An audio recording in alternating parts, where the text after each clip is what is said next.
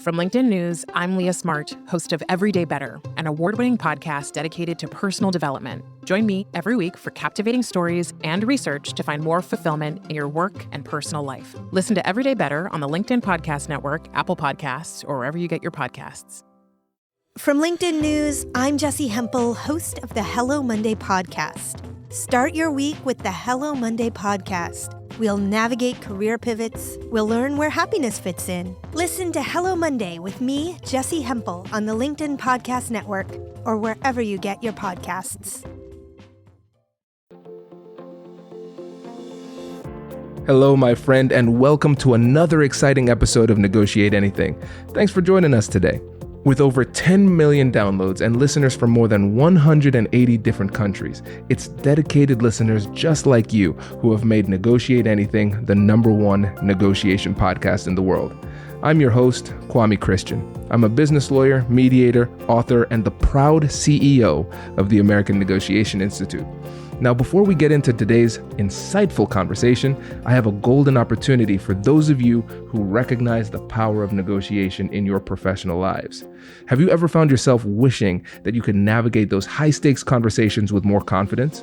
Or perhaps you're looking to empower your team with the art of persuasion and conflict resolution. At the American Negotiation Institute, we've crafted specialized keynotes and workshops tailored for those very needs. We've transformed the negotiation skills of professionals worldwide, and we're eager to do the same for you. We believe the best things in life are on the other side of difficult conversations, and our goal is to help you improve your lives and the lives of those around you, one difficult conversation at a time. Don't let another challenging conversation leave you second guessing. Click the link in the description to discover how we can help you find confidence in conflict, negotiate better deals, and have stronger relationships. Because in the world of business, every conversation counts. And now, without further ado, let's jump into the interview. Lisa, thanks for joining us today. It is such a pleasure to be with you. Yes, it is a pleasure to have you, my friend. So how would you get us started by telling us a little bit about yourself and what you do? Well, probably the best thing I'm known for is actually the best thing I've done is have children, but that's another issue. But the thing that I'm best known for professionally is I'm the author of several books, including Selling with Noble Purpose. And the subtitle of that book is really the focus of my work that I do with companies around the world. The subtitle is How to Drive Revenue and Do Work That Makes You Proud. So our whole consultancy is around helping organizations, particularly big sales teams, produce the revenue that they need while at the same time doing meaningful, noble purpose work. This is really, really great. And everybody will have a link to Lisa's book and her company in the chat, in the description of this episode. And Lisa, I think what would be a good place for us to start is just chatting about that subtitle, because that is a really interesting and unique approach to selling. Well, it's interesting because the data tells us that salespeople that have a purpose bigger than money, who want to go beyond closing the deal, who truly want to improve life for their customers, actually outsell the salespeople just focused on targets. And we've all probably experienced that from the buyer side, where we've had someone who truly cares about us and we can feel the difference. And the challenge is, and so I started doing this research about 12 years ago, and the data was really clear that these sales people who had this different true north, this noble purpose, they didn't want to just help the buyer. They actually wanted to improve life for the buyer. And there's a nuanced difference there that counts for a lot, which I'll get to in a second. But what the research showed is those people sold more. And it was kind of counter to what you might think. But because so often salespeople are told, hit the number, hit the number, hit the number. We got to close this deal. What's it going to take to get this deal over the line? I mean, you're the American Negotiation Institute, and it's probably born out of every leader that says, we got to get this deal over the line. How are we going to do this? And once you start doing that, focusing on your end of the deal, you lessen your power and you lessen your effectiveness. Yes, I love this. And this is so important to get into because when you think about the distinction between skill set and mindset, yes, they're different things, but they are intricately bound, because you can't separate these two things. Because again, you can have all the skills in the world, but if you have the wrong mindset, then you're not going to be as skillful or as effective. And so really what you're talking about is the mindset side in addition to the skill set, right? That's right. It starts there. And it's the difference between if I'm a teacher and I come in and I think I want to be the best teacher in the world. That's certainly better than thinking, oh God, just get me through the day and give me my paycheck and I'll go home. but thinking I want to be the best teacher, I'm going to get pretty good results. But if I go in and I think I want to help create the best students in the world, we're going to get an entirely different outcome. And it's going to affect the way I show up in a myriad of ways. So when I'm presenting, I'm not going to be thinking as much of, am I doing this right? Am I compelling? Am I interesting? Am I connecting? Instead, I'm going to be looking at them going, are they getting it? Oh, they're not getting it. It shifts my focus. And the same thing is true in sales. If I go in thinking, I want to close the biggest deal in the world, I want to be the best salesperson in the world. If I'm pretty smart and I've got good discipline, I'll be pretty good. But if I go in and I think, I want to make a difference to my customers, the customers will feel the difference. I will ask different questions. I will present differently. And the research tells us 3 things will happen. I will close bigger deals. I will close stickier deals, and I will close deals at a higher margin. And those are all very important things. Very important things. And there's another bit of research that tells us a 4th thing. I'll be happier. Wow. So bigger deals, stickier deals, more margins, and happier. This is like a really great infomercial. But wait, there's more. It just keeps on getting better. Yeah. And this is great too, because again, assuming here that the person who is being sold to probably enjoys the process a lot more with this mindset. Yes, absolutely. And so when I said I'd be happier, what's really important to note is we call them the noble purpose sellers when we identified them in our research. These noble purpose sellers weren't just happier because they were closing bigger deals. I mean, that does make you kind of happy, but they were actually experiencing more purpose and meaning on a day-to-day basis. And the reason for this is once we get beyond food and shelter, human beings have 2 fundamental needs, belonging and significance. Belonging is I'm part of something bigger than myself, and significance is my individual contribution matters. So if I come in to call on you and I'm just selling for myself and I want to be number 1, I want to hit my target, I'm a pretty motivated person. Somebody with that mindset's going to do okay. Maybe they want to provide for their family, which is really important. But at a certain point, you're going to run into obstacles. You're going to run into challenges. You're going to get tired. You're going to get burnt out. And if you know I'm actually helping these customers, this is bigger than just me.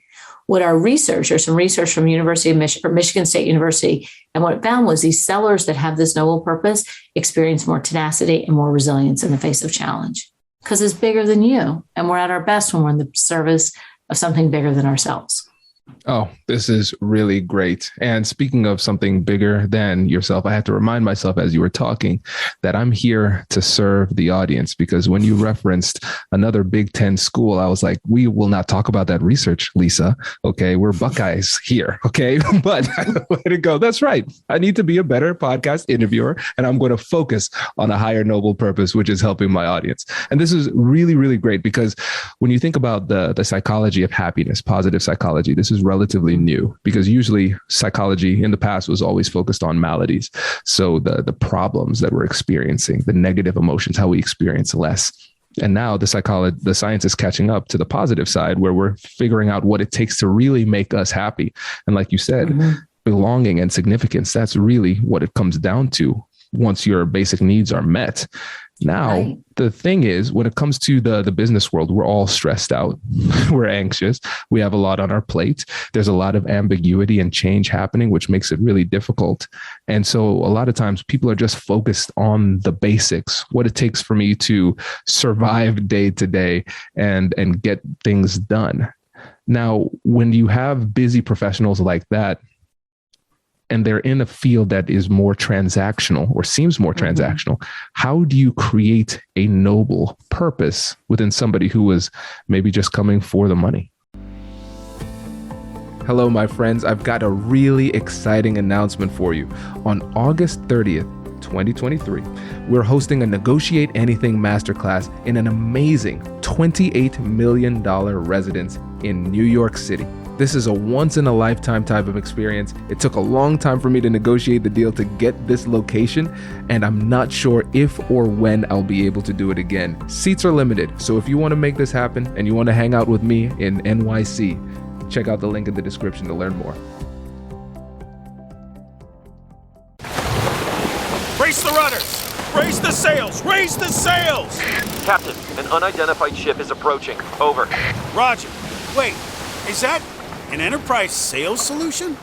Reach sales professionals, not professional sailors. With LinkedIn ads, you can target the right people by industry, job title, and more. We'll even give you a $100 credit on your next campaign. Get started today at linkedin.com/marketer. Terms and conditions apply. Humans are complex. We have a lot of emotions and they're all mixed up. And there's nothing wrong with wanting to make a living for yourself or your family. And there's nothing wrong wanting to make a lot of money. And so I want to tell you how the money and the meaning are actually very connected. So you mentioned that the positive psychology is just getting there. Well, if you think about psychology is finally catching up with the poets and the mystics and the filmmakers. Go back and watch that old movie, It's a Wonderful Life. Oh my gosh, I made a difference. I really do matter. The whole through line of that story that we see every year at Christmas is your regular old life makes a difference. So what's even more lagging than the psychology started catching up about 10 or 20 years ago. Well, what's more lagging is the business community. And the business community is the last one because it has been very transactional. And so here's what I say for organizations, and I work with a lot of very large organizations. If people are already buying from you, you have a noble purpose. You just need to name it and claim it. So unless you're selling, I don't know, crack or you're lying or whatever, you have a noble purpose because the noble purpose is the impact you're having on customers. And so a lot of people will say, like, we worked with an accounting firm and they're like, we're just accountants. We don't have a noble purpose. And then I start asking them, well, what impact do you have on your clients? Well, we, help them sleep at night. We help handle the part of the business they don't want to handle. And I'm like, well, there you go. But when you have a through line to that, and in their case, I think their noble purpose was we help our clients reduce risk and seize opportunities. Well, that's very different than just, well, I'm an accountant. It's like the teacher that says, I'm a teacher versus the teacher that says, I'm creating the leaders of tomorrow. That's a different kind of teacher. And we all know whose class we'd rather be in. And so you can find your own noble purpose by answering 3 very specific questions. And these are in the book. I'll tell them to you now. How do you make a difference? How does what you sell make a difference? Number 2, how do you do it differently than your competition? And maybe you have some feature differences, or maybe you just care more. Maybe you're nicer. Maybe you're more thorough. How do you do it differently? And then the third question is, on your best day, what do you love about your job? And you are creating the story about why you're working and what impact it has. And unless a lot of the people listening to this are independently wealthy, you're going to work tomorrow. So the best thing for you to do is, the research tells us, if you can focus on those 3 things, how do I make a difference? How I do it differently in the competition. On my best day, what do I love about my job? If you can knit together a narrative around that, and that becomes a story you tell yourself, you will become more successful. You will have better relationships with your customers. You enjoy your job more. This is great, Lisa. I really appreciate this. And I appreciate that you used an accounting firm as the example, especially as a lawyer here too, because it's easy, especially when you're in a technical field or a financial field or something like that, to just say, purpose. No, that's not what we do. We're about the law. We're about the numbers. We're about the data. That's really it. And I love the fact that you're pushing people to dig a little bit deeper to find that purpose, because it's there if you look. It's there if you look. And I will also tell you, so I used an accounting firm for one example. We also work with a concrete company. And if you think that concrete is not important, you try living your life without concrete. It holds up half the world, literally. And so as you think about this, and I know your emphasis is on negotiation, so often when we get into a negotiation, it is because the client is telling us you're a commodity. You are a commodity, and there's no difference from you to anybody else. And so if you're a commodity, well, I'm just going to get the lowest price I can. Who wouldn't? And so what selling with a noble purpose does is it helps you. One, a lot of times you don't have to negotiate because you've already been so clear on how you're affecting the customer for the positive. But if you do negotiate, you're not negotiating from that non-differentiated commodity space. And that's where negotiations go south, is when you're a commodity or when the buyer thinks you're a commodity. Yes. So let's go a little bit deeper onto that, because that's really important. That's something that people run into all the time. So if you believe you have a differentiated solution, if you believe you have a true noble purpose, and you're talking to somebody who is viewing you as a commodity, how do you change their perspective? So the best way you change their perspective is questions. So if I were to sit here and tell you, oh, I'm not a commodity, I'm this, I'm that, blah, blah, blah, blah, blah. But let's go back to our accounting firm, which is a group that gets commoditized because just a bunch of accountants. What's hourly rate? So when you are in a conversation with a buyer, this needs to happen before the deal is on the table. The kinds of questions you need to ask them are the question we're always trying to answer for ourselves and our buyer is a single question. We call it the game-changing question. How will the customer be different as a result of doing business with us? And so the way you get the answer to that question as a seller, as someone who's trying to, proactively secure a contract, is you start asking them questions like, well, when your accounting is working for you, what impact does that have on the business? When there are mistakes, what impact does that have? When when you are working with a firm that you have complete confidence, what effect does that have on your ability to do the other things in your business? If you have to call your firm every week, is that a good thing? Does it give you more confidence? Does it give you less confidence? And so what you're exploring with your buyer is what I call the ripple effect, the outer edges of the things you're doing. So we'll go back to that old movie, It's a Wonderful Life. And that was all about the outer edges of what he was doing. It was, we gave you a home loan. And that was more than just a home. That acted as a centerpiece for you to have prosperity as an immigrant for your family. Just when we get into this, like we get into the concrete business, which you might think is the most undifferentiated business in the world.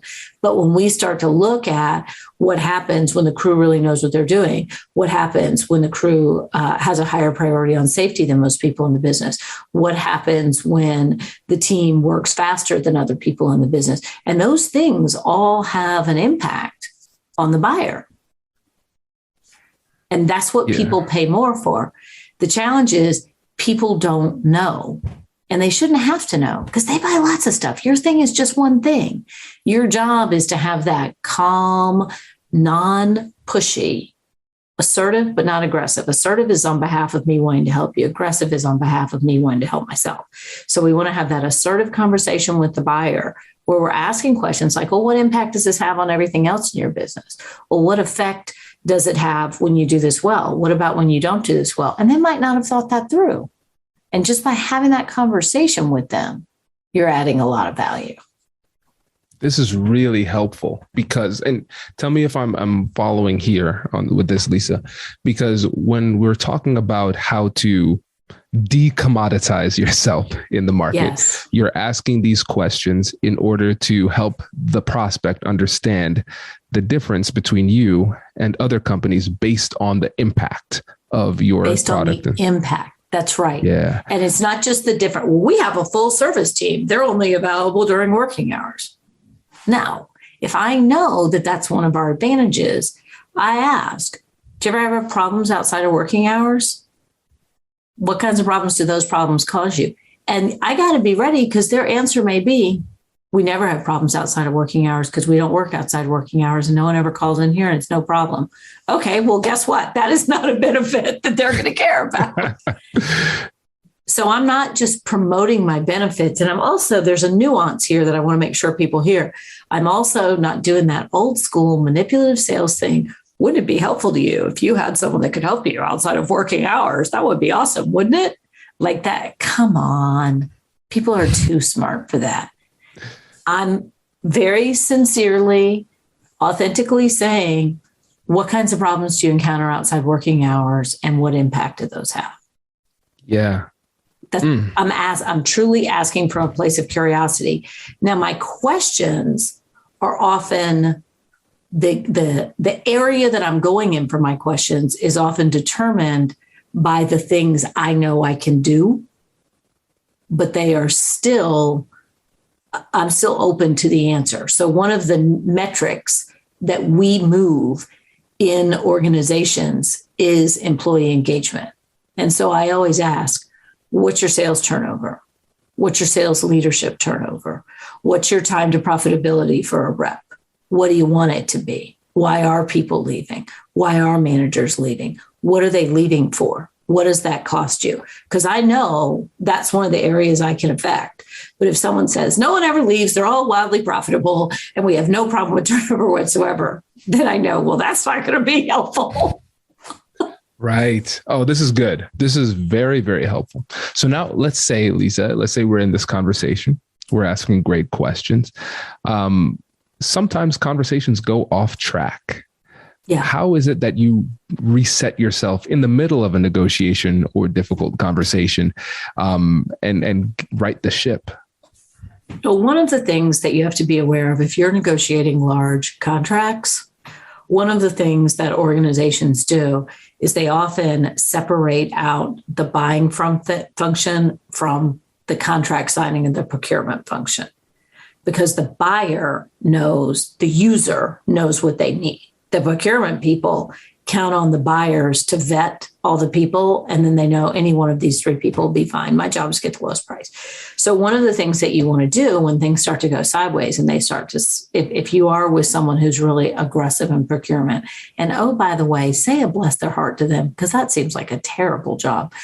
But one of the things that you want to do is you can call a timeout. If things are really going badly sideways, you can say, in full authenticity and transparency, I want to pause this here because it seems like it's all becoming about the purchase price, when in reality, the value of this is in the usage. And we seem to have kind of lost that conversation. And you got to have done your homework with your buyers, with your users to say, I want to go back to that, because as we try to whittle this thing down, the only way for me to do that is to give up some things that the users said were very valuable to them. So I'd like us to go back to that conversation about why this is important and what impact it's going to have. Because I feel like we're commoditizing something that's not really a commodity. Oh, that's very good. And something that I think would be helpful for the listeners is a little role play, a soft role play. And so imagine if I was... So am I the buyer or are you the buyer? I'll be the buyer. And I knew you were going to do it this way. Oh, this is karma come back to me. And we do role plays all the time. We do Zoom training all over the world, not training on how to use Zoom, but via Zoom. And we always put people in a breakouts and role plays. This is coming back to me. Okay. I'm taking one for the team. We do it too. So this is great. It's fun for me too. So we'll see how I do. Let's say I'm buying accounting services, since we were just on that, and I'm vetting you against some other people, and I'm trying to commoditize you. So let's say we've had a couple of conversations. I've told you my needs and wants and things like that. And now I'm trying to play hardball and focus on the price. And let's make up a price. Let's say a retainer of $10K a month, something like that. Okay. Cool. And so, all right, Lisa, I really appreciate the conversations thus far, but I have to tell you, we are in conversation with a number of other really reputable firms, and your price point is the highest. So I'd love to work with you, but with other prices so much lower, I feel obligated to go to them. So what can you do with your price? Well, I'm not surprised that ours is higher. To be honest, it almost always is. So in our conversations with them, we can talk about the price in a second. What I'd be most interested to talk about is how do our services stack up to theirs? That's a good question. The reason why we're at this point is because we believe you're one of the best in the industry. So yeah, we have no question about the quality of services. Good. Then it means our conversations have gone well. In terms of the price point, like I said, I'm not surprised we're one of the most expensive. We almost always are. And it's because we're the best. And I guess the thing that I would ask, and you're you're looking at accounting services. So the last thing you want to do is waste money on something that's designed to save you money. It doesn't make any sense. And I know that budgets and dollars are real. So the thing that I would be comfortable going back and doing, and I'm looking at my notes from some of our conversations, because I think you're going to have to make the case for the rest of your partners about why you made this decision and why you went with the highest firm. So when I look back over my notes, there were a couple things that really stood out to me here. And one was the time value of the executive leadership in this firm. And you've got 10 executive leaders who are now, as you, in your words, overly involved in the finances. And that's not just their time, but what would they be doing instead? And so one of the things that I would say, the reason we charge the rates that we do and we have the reputation that we do, is I want to make sure that your executive leadership is thinking about the next app, not the doggone accounting, and not the finances. So that's one thing I would say, about this. And the other thing that I would say is, since you are making a switch, you and I talked about how difficult it was to make this switch in something as significant as accounting practices.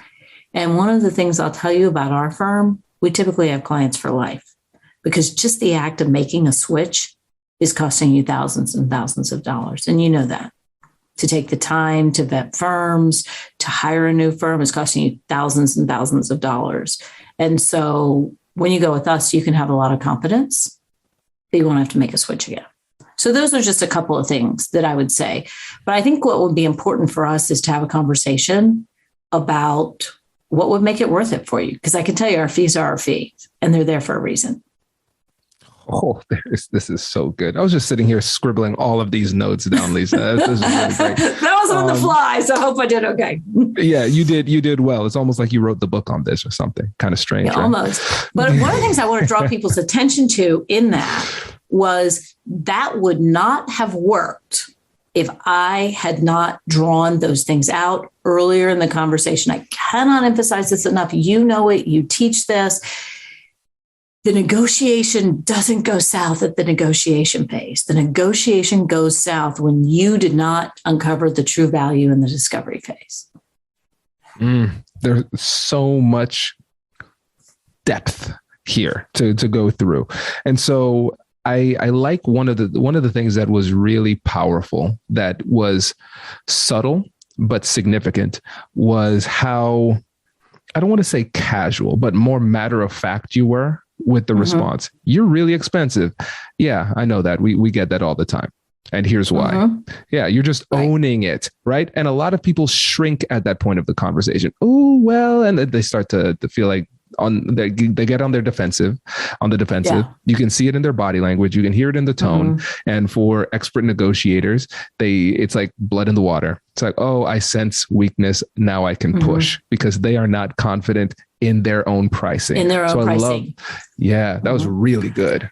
Well, thank you. It has taken me a solid decade to get here, because that does happen with me. That, like what we just played out, we do consulting services, and I do speaking, and I do training. And, we have people say, well, you were twice as much as the other person. And I have had to fake it till I make it, and saying, I'm not a bit surprised.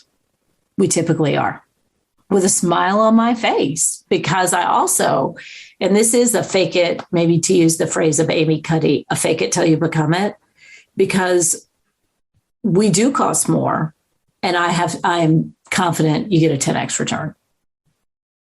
But I had to kind of get myself there. And so the phrase that really helped me was when they say, you're more expensive, to say, oh, I'm not a bit surprised, we usually are. Yeah. Oh, I love that a lot. I will be letting my sales team know, because we run into the same thing. And it's, again, like I said, the natural tendency is to shy away from it, but I like leaning into it with strength. And the other thing that you did was, you, again, focusing on the impact as it relates to them.